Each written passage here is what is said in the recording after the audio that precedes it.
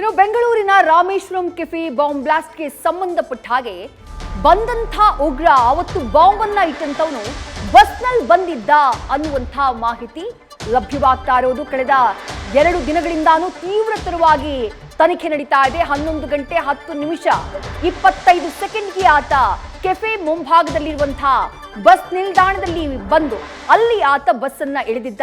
ಅದಾದ ನಂತರದಲ್ಲಿ ITPL ಕಡೆಯಿಂದ ಆರೋಪಿ ಬಂದಿರುವಂತಹ ಸಾಧ್ಯತೆ ಇದೆ ಅನ್ನುವಂತಹ ಮಾತುಗಳು ಕೇಳಿಬರ್ತಾ ಇವೆ. ಬೆಂಗಳೂರಿನ ರಾಮೇಶ್ವರಂ ಕೆಫೆ ಬ್ಲಾಸ್ಟ್ಗೆ ಸಂಬಂಧಪಟ್ಟ ಹಾಗೆ ತನಿಖೆಯನ್ನ ಪೊಲೀಸರು ಚುರುಕುಗೊಳಿಸಿದ್ದಾರೆ. ಬಟ್ ಆರೋಪಿಯ ಜಾಡನ್ನ ಪತ್ತೆ ಹಚ್ಚೋಕೆ ಆತನನ್ನ ರೀಚ್ ಆಗೋದಕ್ಕೆ ಪೊಲೀಸರಿಗೆ ಇದುವರೆಗೂ ಸಾಧ್ಯವಾಗಿಲ್ಲ. 10 ಹಲವು ತಂಡಗಳನ್ನ ಮಾಡಿಕೊಂಡು ತನಿಖೆಯನ್ನ ಮಾಡಲಾಗ್ತಾ ಇದೆ. ಕೆಫೆ ಮುಂಭಾಗದಲ್ಲಿರುವಂತಹ ಬಸ್ ನಿಲ್ದಾಣದಲ್ಲಿ ಆತ ಬಸ್ನಲ್ಲಿ ಬಂದು ಇಳಿದಿದ್ದ ಅನ್ನುವಂಥ ಡೀಟೇಲ್ಸ್ ಸಿಗ್ತಾ ಇರೋದು. ಅದಕ್ಕೆ ಸಂಬಂಧಪಟ್ಟಂತಹ CCTV ಫುಟೇಜ್ ನ ಕೂಡ ನೀವು ಗಮನಿಸ್ತಾ ಇದ್ದೀರಿ. ಬಸ್ ಇಳಿದು ನೇರವಾಗಿ ಆರೋಪಿ ಕೆಫೆ ಕಡೆಗೆ ಮುಖ ಮಾಡಿದ್ದ. ಹೀಗಾಗಿ ITPL ಕಡೆಯಿಂದ ಆತ ಬಂದಿರಬಹುದು ಅನ್ನುವಂಥ ಶಂಕೆ ಇದೆ.